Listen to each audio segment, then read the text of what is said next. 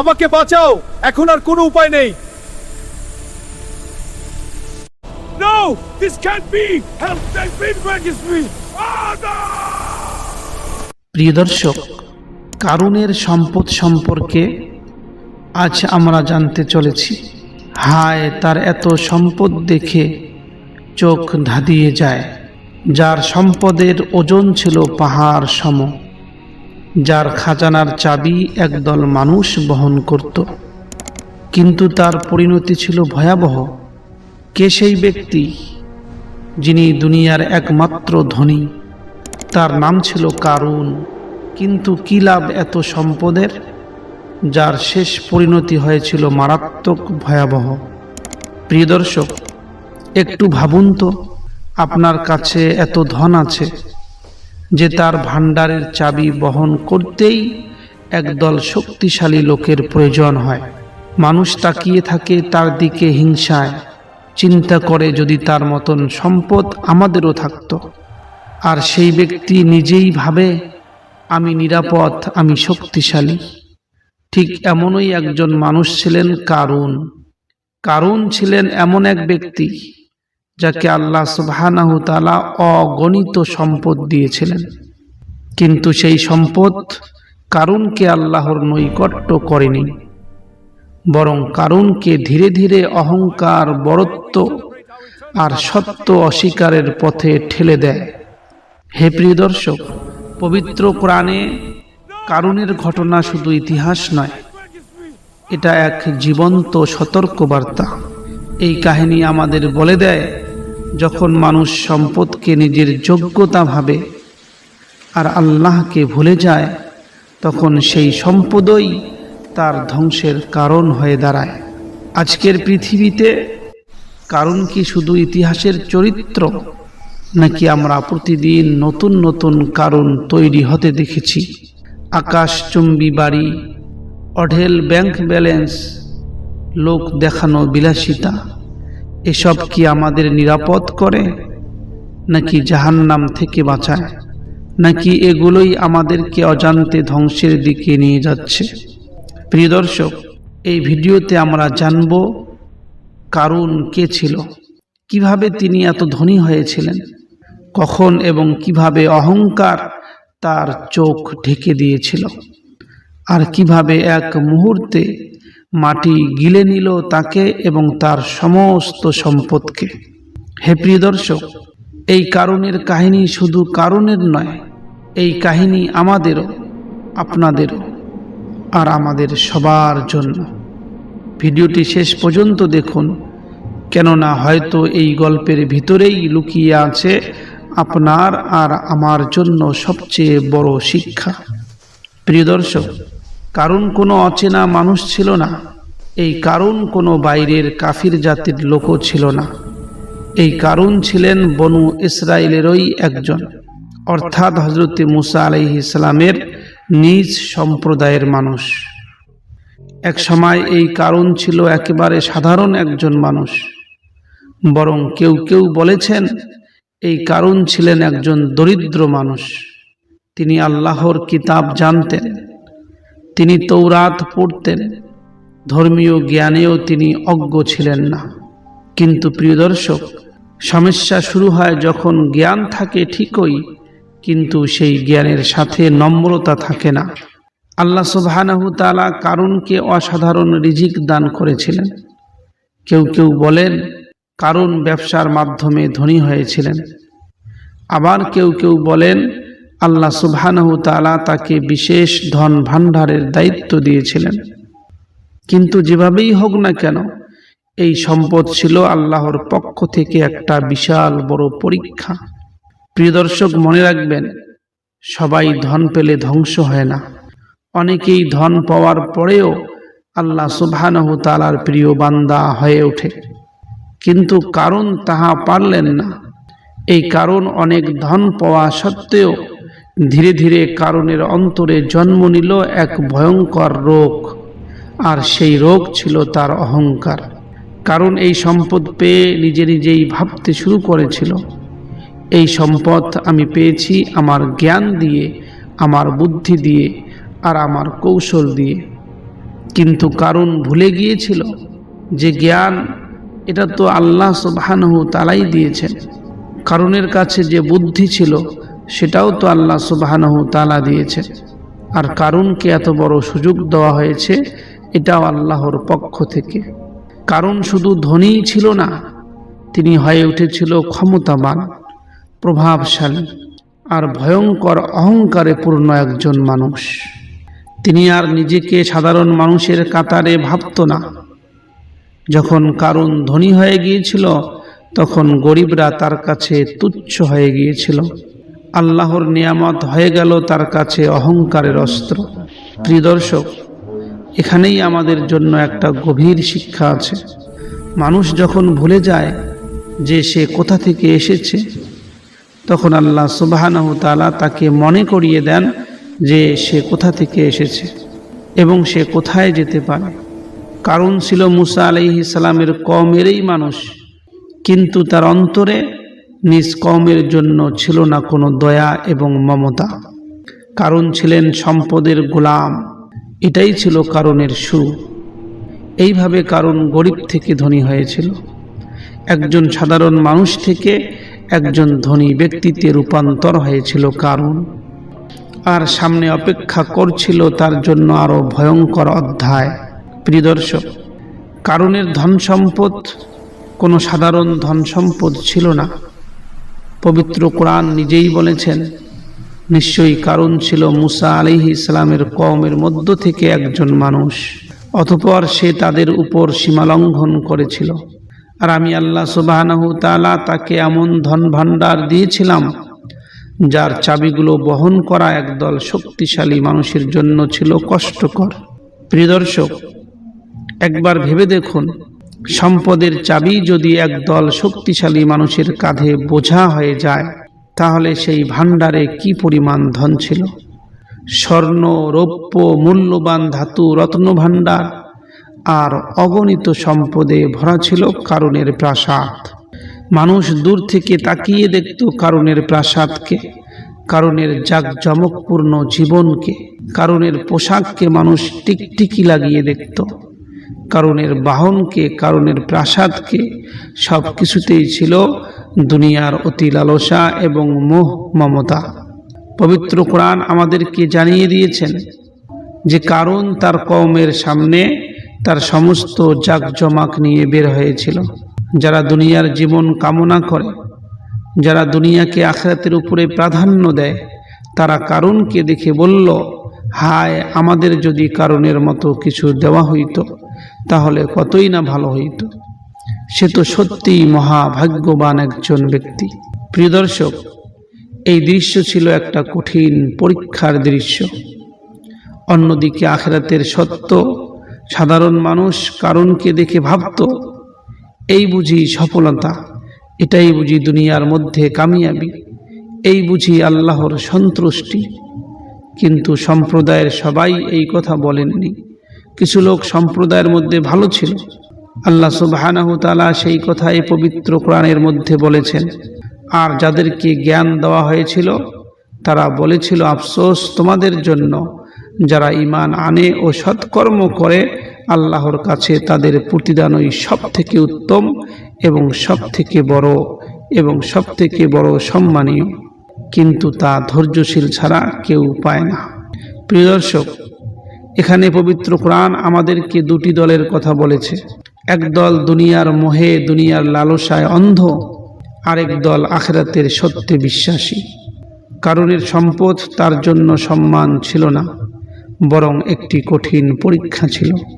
যে সম্পদ কারণকে আল্লাহর নৈকট্য করিয়ে দেওয়ার কথা ছিল, সেই সম্পদই কারণকে অহংকারের অন্ধকারে করে দিয়েছিল। প্রিয় দর্শক, আজও যখন আমরা মানুষের ধন সম্পদ দেখি, তখন আমরা হিংসা করি। আমরা মানুষের ধন সম্পদ দেখে লালসা করি, মুগ্ধ হয়ে যাই, তার জীবনের মধ্যে আমরা কামনা করি। তখন অজান্তেই আমরা কারণের কাতারে দাঁড়িয়ে পড়ি। এই অধ্যায় এখানেই শেষ নয়। এই সম্পদের লালসা থেকেই জন্ম নেবে কারণের সবচেয়ে বড় অপরাধ, আর সেই অপরাধ হলো অহংকার। আর সেই অহংকারই খুলে দেবে কারুনের জন্য ধ্বংসের বিশাল বড় জাহান্নামের দরওয়াজা। প্রিয় দর্শক, কারুনের পতন একদিনে শুরু হয়নি, তার ধ্বংসের বীজ বপন হয়েছিল তার হৃদয়ের মধ্যে। যেদিন কারুন ভাবতে শুরু করেছিল যে সে আল্লাহর মুখাপেক্ষী নন, তার সবচেয়ে বড় অপরাধ ছিল অহংকার। যখন সৎলোকেরা কারুনকে নসিহত করেছিল, যখন লোকেরা কারুনকে স্মরণ করিয়ে দিয়েছিল যে হে কারুন, তুমি আল্লাহর অনুগ্রহ ভুলে গিয়েছ, তুমি আল্লাহর অনুগ্রহকে ভুলে যেও না, যে উত্তর দিয়েছিল তা কোরআনে চিরস্থায়ী হয়ে আছে। আল্লাহ সুবহানাহু তাআলা কারুনের উত্তরকে এইভাবে বর্ণনা করেছেন। কারুন বলল, এই সম্পদ আমি পেয়েছি আমার নিজের জ্ঞানের কারণে। প্রিয় দর্শক, এই একটি বাক্যের মধ্যেই কারুনের ধ্বংসের মূল কারণ লুকিয়ে আছে। কেননা কারুন এই কথা বলেনি যে আল্লাহ আমাকে এই সকল ধন সম্পদ দিয়েছেন, বরং সে এই কথাও বলেনি যে এটা আমার পরীক্ষা, বরং কারুন বলেছে এটা আমার জ্ঞান, আমার বুদ্ধি আর আমার কৌশলের ফল। আর এটাই ছিল সবথেকে বড় অহংকার। আল্লাহ সুবহানাহু তাআলা এরপরে পবিত্র কোরআনের মধ্যে ইরশাদ করেছেন, সে কি জানে না যে আল্লাহ তার পূর্বে এমন অনেক জাতিকে ধ্বংস করেছেন যারা শক্তিতে কারুনের চেয়ে বেশি শক্তিশালী ছিল এবং সম্পদে কারুনের চেয়ে বেশি সম্পদশালী ছিল।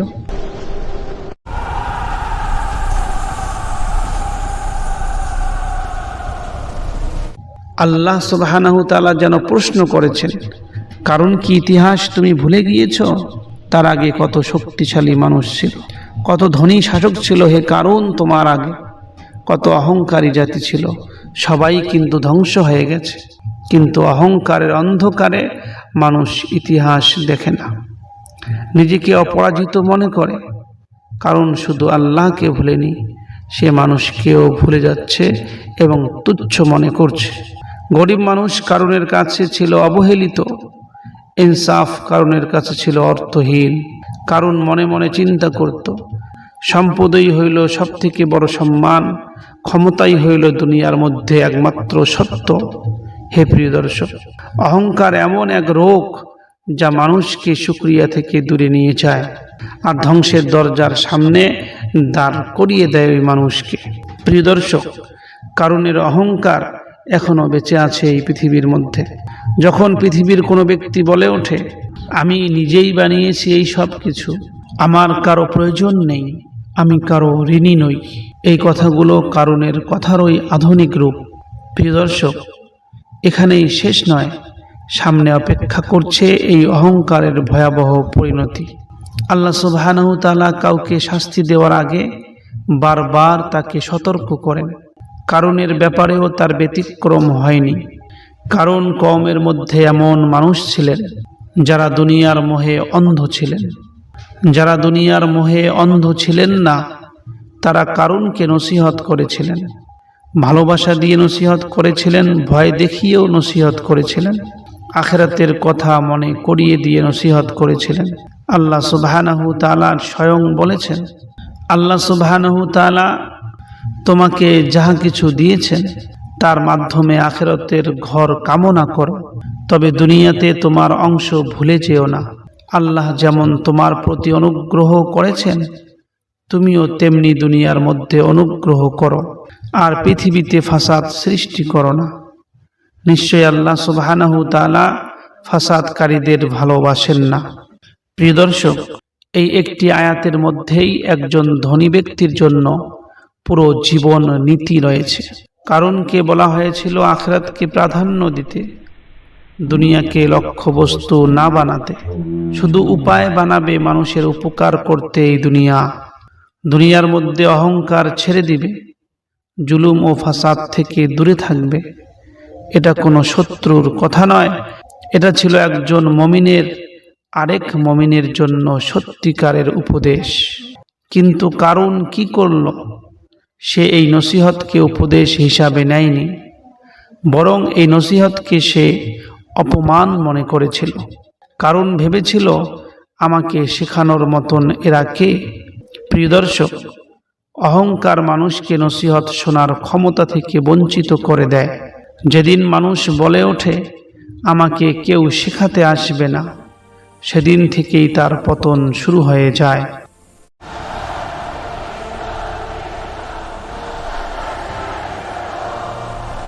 কারুনের সামনে তখনও ফিরে আসার সুযোগ ছিল।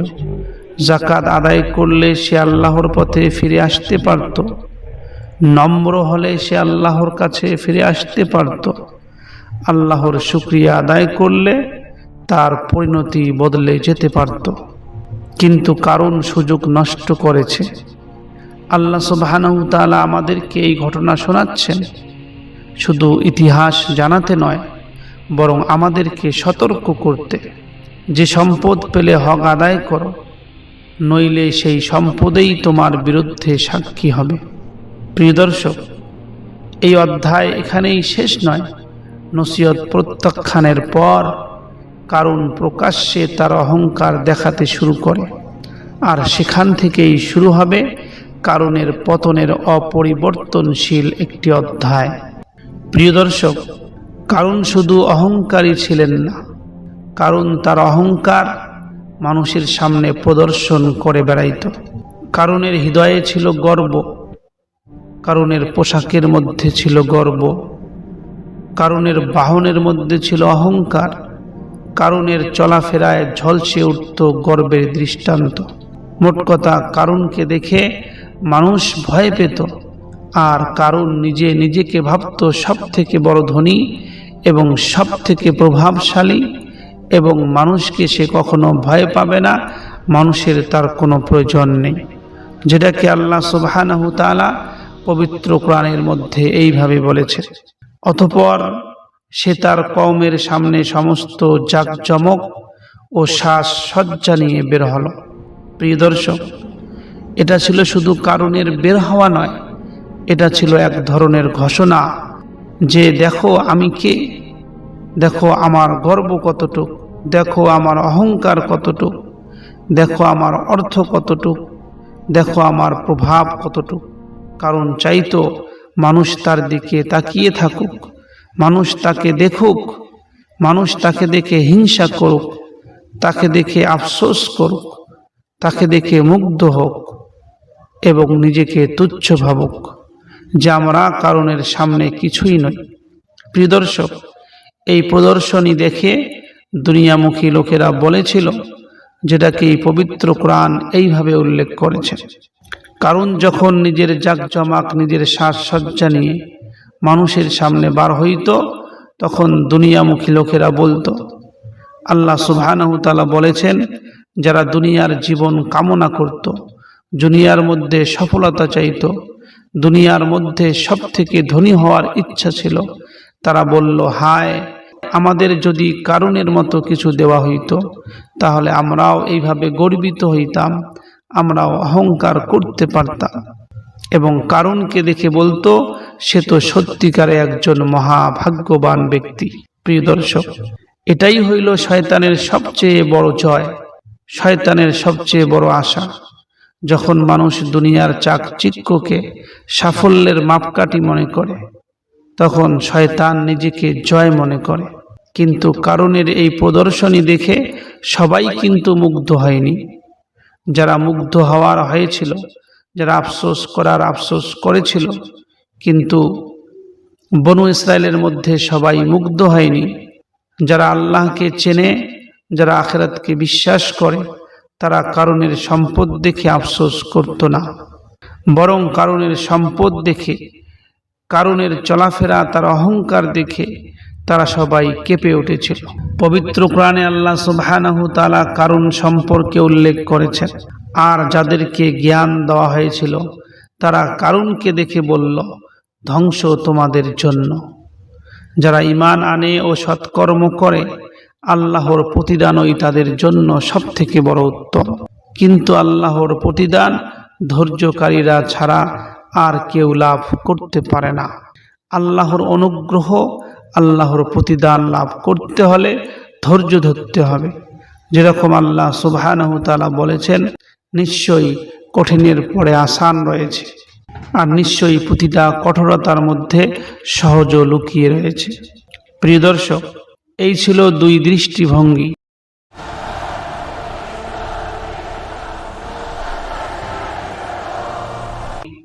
একদল দুনিয়ার মোহে অন্ধ, একদল মানুষ দুনিয়ার মোহে অন্ধ হয়ে পড়েছিল, আরেক দল মানুষ আখিরাতের আলোতে জাগ্রত ছিল।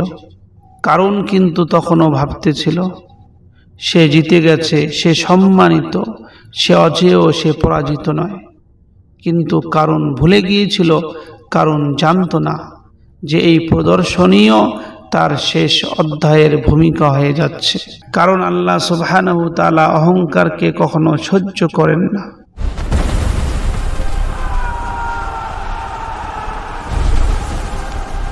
আর কারণের সামনে আসছে সেই মুহূর্ত যখন জমিন কারণের পার নিচে কেঁপে উঠেছিল।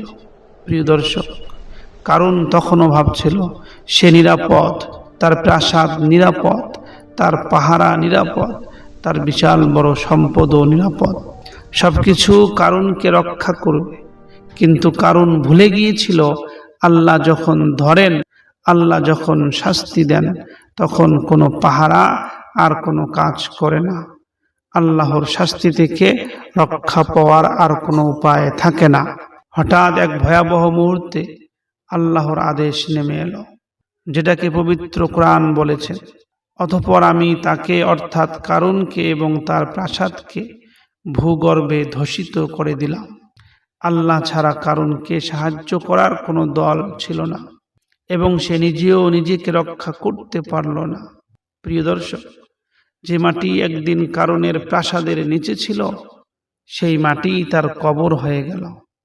তার সোনা, তার রূপা, তার ধন ভাণ্ডার সবকিছু একসাথে মাটির নিচে চলে গেল।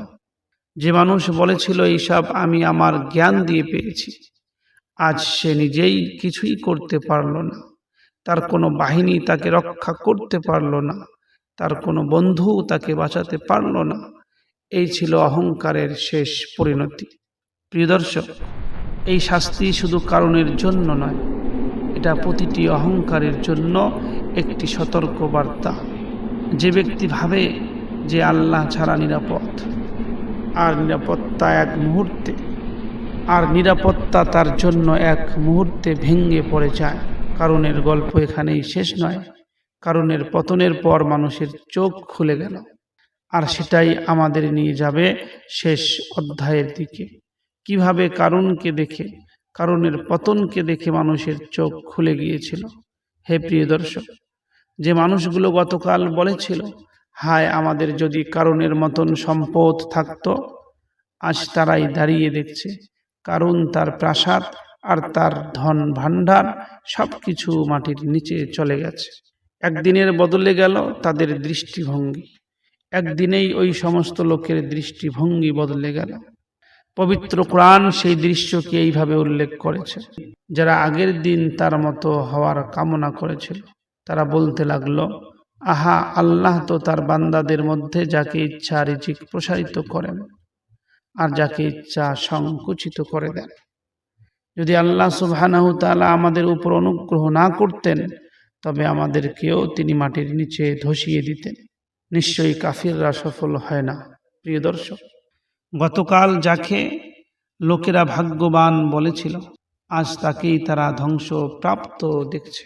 এই উপলব্ধি খুব তাড়াতাড়ি এসেছিল, কিন্তু কারণের জন্য তখন আর কোনো সুযোগ ছিল না। মানুষ বুঝে গেল রিজিক কারণের হাতে নয়, ব্যাংকের হাতে নয়, ক্ষমতার হাতে নয়, সবকিছু আল্লাহর হাতে। এই ঘটনায় দুনিয়ার মোহ ভেঙে গেল। যদি এখনো আপনার বা আমার অন্তরের মধ্যে অহংকার, দুনিয়ার লালসা থাকে, বার করে ফেলে দেই। প্রিয় দর্শক, কারণের কবরের সামনে দাঁড়িয়ে মানুষ যেন একসাথে বলছিল, আল্লাহই সত্য, দুনিয়া মিথ্যা। এই অধ্যায় এখানেই শেষ নয়। কারণের গল্প আজও আমাদের সমাজে প্রতিদিন নতুন রূপে ফিরে আসে। প্রিয় দর্শক, কারণের কাহিনী শুধু হাজার বছরের পুরানো ইতিহাস নয়, কারণ আজও বেঁচে আছে, নতুন নাম, নতুন পোশাক, নতুন প্রযুক্তির ভিতর। আজকের দুনিয়ায় কারণকে আমরা দেখি আকাশচুম্বী বিল্ডিংয়ে, কোটিপতি ব্যবসায়ীদের মধ্যে, আর বিলাসিতায় ডুবে থাকা জীবনযাত্রায়। যখন কেউ বলে আমি নিজেই সব বানিয়েছি, আমাকে কেউ থামাতে পারবে না, আমার টাকা আমার সব সমস্যার সমাধান হবে, তখন সেই কণ্ঠে কারুনের অহংকারই শোনা যায়। আজ মানুষ দুনিয়ার ধন দেখে আল্লাহকে ভুলে যাচ্ছে।